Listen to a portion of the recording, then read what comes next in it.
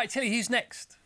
Our next guest is a mystical, magical boy from Bradford whose fan club features the likes of Brad Pitt, Snoop Dogg and Gwyneth Paltrow. His up-close and magical residency kicks off at the end of this month in London. So let's say hello again to a man who will boggle your brain.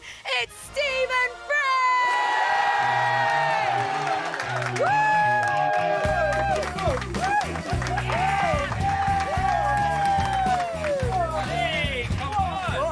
How are you feeling? I'm good, man. That's amazing. Can you come on the road with me? Yeah, of course. The shows, yeah. They are available for hire, rent-a-car. That's how we got them. They don't really mean all this jollity and frivolity. Steve, up close and magical. It worked first time around. You're going to do it again. What was it? What is it? What's it going to be? So it's a live show, a fully immersive magic show, and I did 60 shows last year. And you know when you do a show, right, the more you do it, the more it evolves and becomes something different. I have no idea what you mean. Yeah, so I've added loads of new material for people who've seen it before. If you're coming back again, you're going to still be surprised with new magic. And it's 250 people per show. It's good for all the family, and I just can't wait to get back on stage. Okay, and you're doing this because you don't need to do this. You don't ever need to work again. You're doing it because you love it. Oh, it's why I live. Yeah. I mean, this is what I get up for in the morning. It's funny, isn't it? Because you've done all the arenas, not dissimilar to what we're doing, and you're just going back to what you love. And that's where the magic is. That's literally where the magic is. Yeah. It's that connection you get. And also, like, magic works for all age groups. Yeah. So, like, you know, you can impress, like, the child who's watching the 10-year-old in the audience, but then their granddad next to them is equally as impressed. Yeah. And it's one of the few things that I think people can share in the experience together. Well, every time you've been on the show before, we haven't been on the TV. We are now. Can you treat us to a bit of Friday morning magic? Yeah. Let's do it. Do you want some Friday morning magic? Yeah. So here we go. So I've got some cards. I'm going to show these. Is this camera good? Yeah. Oh, that one there. Yeah. Okay. So you can see they're all different. Yeah. This is fair. Yeah. So I want you to do this in the fairest possible manner. So just put your finger on the back of one card and keep it on there. Okay, so if I go, can I just go in the middle? That one right there? Yep. And I don't want us to look at it. We're just going to put it right there. This is right. We're not gonna, it's already spooky, isn't it? We're not looking at it, right? Okay. And it could have been any one of these. By the way, this is so great. Now, you might remember last time I was on the show, right? I talked about my friend, a magician friend of mine called Robert Pound, yeah? Right? And we've got this thing where he always challenges me. He calls me randomly and says, I'm with some fans. Will you they're thinking of a card. What is it? Right? So I figured today I could do a role reversal. Okay. Because I know he's normally up at this time because he listens to your show. He loves the show. Does he? Yeah, that's why we talked about him last time. Yeah. Okay. So hopefully he'll answer. All I have to do is nothing. Nothing. Right, bear in mind, right? You picked that card fairly. You haven't seen it. I haven't seen it. I genuinely haven't seen it. I am so thrilled to be part of this. Robert Pound definitely hasn't seen it. Right. No one knows what it is, right? Okay. So let's see. We'll give Bob a call. Yeah. Love this. Right next to the speaker. Love this. Yeah, mate. Please don't swear anything. You're live on the Channel radio. 4. We're here with Chris Evans. I know you listen to his show. Are you listening to him now? I'm watching as well, mate. Oh, you watch it? Oh, amazing. Yeah. He's an avid listener. Oh, it's a good job we didn't show the card then, because he's watching it. Yeah. Chris chose a card. He's not seen it. I've not seen it. No one knows what it is. You always challenge me, so I'm challenging you. What card do you think it is? Just name any card out loud. I mean, obviously, I realise how you feel when I do this to you now. Obviously, if Chris looks over his left shoulder, he can see a picture of the Fab Four. So let's go 4. And, you know, they've been talking about a film that you definitely, if I took you to, you'd club me to death because you are not good with horror movies. So let's say the 4 of clubs. 4 of clubs. 4 of clubs. All right, here we go. Turn it over. Drum roll. Yeah, okay. And it is the... Nailed it. Thanks, Bob. Cheers, Rob. Thanks for listening. Bye. Thanks for watching. Bye. Okay, do we need to show the other cards, or what do we do about that? Yeah, I mean... Yeah. Okay. Fair enough. Fair enough. I don't know how you do it. I don't want to know how you do it. I love it. What was the first ever magic trick you perfected? First one I perfected? It was actually at school. There were some guys, they were putting me in the wheelie bin every day. And that wasn't magic. Yeah. That was horrible. But the first thing my grandpa ever showed me was a way to take away their strength so they couldn't pick me up anymore. Right. So I was able to stick myself to the ground. Brilliant. I was a little skinny kid, you know, like, so they were a lot bigger than me, and I managed to perfect that, and it managed to get me through my school years. Oh, and was that an illusion, or was it just clever? It was based on an older technique by this old performer called Lulu Hurst. Right. She used to do this touring show with the Carney festivals. Yeah. Where she was a tiny young lady, and no one could push her around. Like they had rows of guys, big, massive, like muscle-bound guys, trying to push her over, and they couldn't move her. She was an immovable force. Right. And it was inspired by that. And my grandpa, he knew about all of her stuff, and he showed me some of that. So it's down to your grandpa. Yeah. Was he the original wizard in the family? Then? He's the OG, yeah. Really? Rest in peace, Grandpa. Oh, but my I wouldn't be doing what I'm doing without him. He does play a part in the show at the Underbelly, and the show is kind of, the whole thing's inspired by him. Let's give it another plug, because if you're coming to London, you know, and you want to go and see stuff, yes, there's Paddington, but there's also this, which is like mega. And the fact is so up close and personal. Stephen Frayne, aka Dynamo, up close and personal, a 34-show run. It's a residency. It begins Friday, 30th of Jan until Saturday, 28th of Feb at Underbelly Boulevard, Soho. Tickets available, underbellyboulevard.com. I bet you're having all the fun, aren't you? I bet it's like being a jazz musician, because you're riffing with the audience, you're finding things out on the fly. Yeah, like this has been like, it's given me like a whole new lease of life in regards to performing. You know, I started like a new Instagram last year, Dynamo is Dead, if you want to follow it. And although the account is called Dynamo is Dead, I feel more alive than I ever have. Like, can I just say you look really well? Oh, thank you. I mean, you look well. You look better because you've been really ill, haven't you? Yeah. You look better last time you come in, but today you're sparkling, mate. Yeah, no, like the NHS have done a fabulous job, like with treating me and helping me look after me. Dr. Despot, Dr. Stratton, shout outs to the doctors, and all the frontline staff and everything. Like, they've worked miracles on me, which has allowed me to do what I'm doing. And a round of applause to the NHS. Why not? We haven't got any pans to bang, but we should have. That'd be nice, wouldn't it? And also, other exciting news.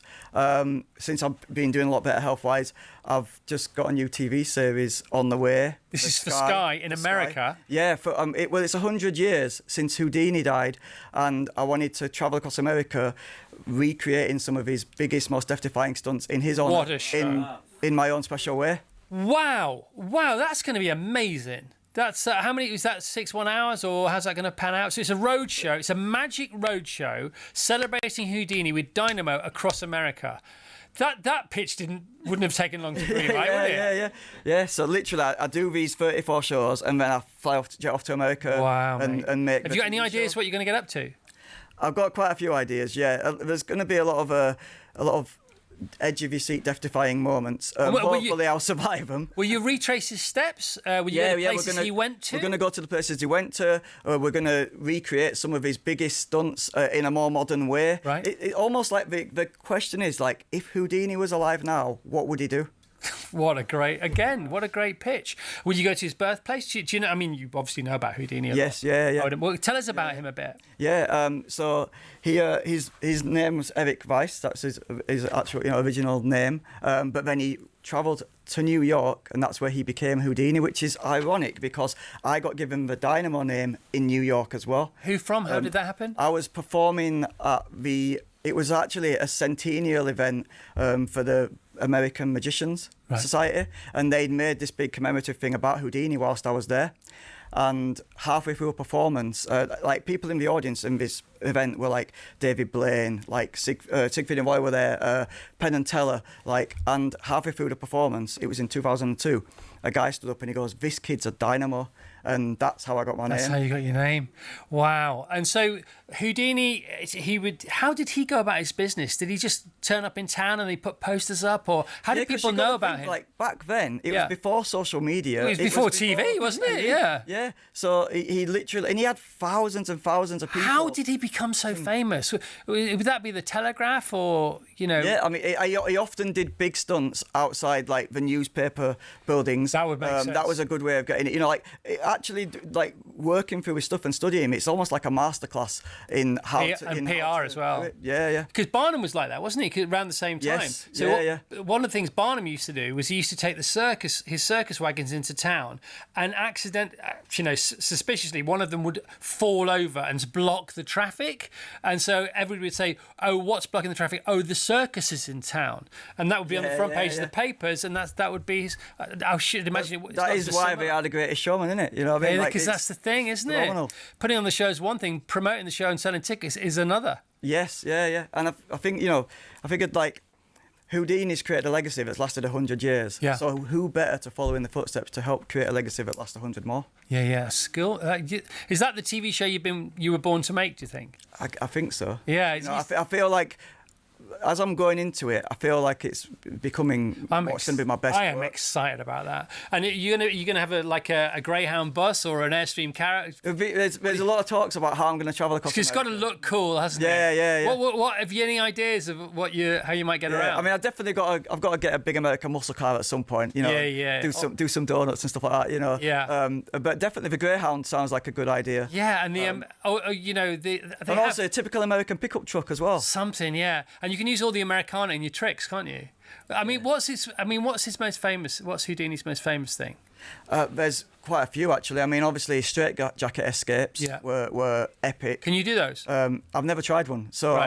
I'm gonna be attempting stuff like that. Cool. And I think he did a lot of things. He did prison escapes. He did like there's some things he didn't do, like he never did the bullet catch or anything like that. Right. He didn't get to do it whilst he was alive. But like escape from handcuffs. I mean, he was the man who couldn't be held. Yeah, so was he? If you had to give him a headline, would he have been like the greatest escapologist? Would that be by far? But he was also known as the King of Cards. Wow. So I want to try give him a run for his money on that one. So literally the jack of all trades and the king and the queen. Yeah. All right, Stephen. I'm going to probably try some of the smaller material that I want to do in the TV show at the live show, because obviously the show it's partly up close and magical, the show that people might have seen before, but I've added about 15-20 minutes of new material, and some of the stuff is like some of the stuff that you might see on TV. I love the fact you're so enthusiastic about, you really want people to come. I mean, they come in their droves, and this is going to sell out in no time. Underbellyboulevard.com. 34-show residency beginning 30th of Jan until Saturday, 20th of Feb. At Underbelly Boulevard, Soho. We're out of time, so just about. Anything else for us before we go? How quick does it need to be? It's up to you. Okay, I've got something, definitely. Yeah. Okay, here we go again. Okay, so I'm going to give you a pen. Okay. I love this. I've got a few things here. Okay. So, I've got a piece of paper, cards, a lighter. You're not a smoker. This is for the... I'm not a smoker. No, this is for this. Just point that out. Right. Just say stop. I've got a good one. For you. Another question. Which is the lighter? Sorry. Just say stop. Stop. Right there. Take that card. And write your name on it. Write your name on this side. Yeah? On that side. Okay. Yeah. Okay. Chris Showbiz Evans. Ex Top Gear. Got it. Great.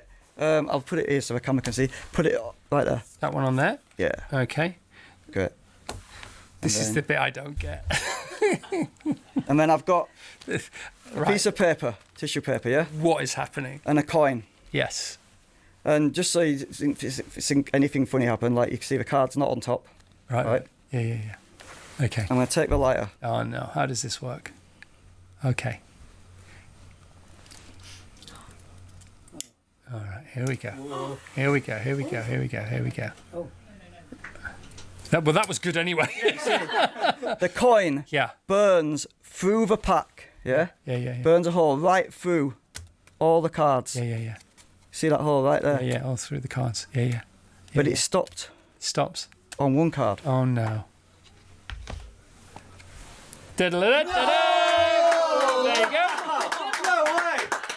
He's the best. Can we hear it for Stephen, please, if you don't mind? Stephen Frayne, he is Dynamo. Go and see him on underbellyboulevard.com. Sounds like a great TV show. What's the TV show going to be called? Can't say the name yet, but just watch this space. Is that because you can't pronounce it or you don't know it? No, we're keeping that under wraps. Oh, we're keeping it under wraps? Yeah. All right. Okay, thank you, Stephen. One more time. Stephen, please.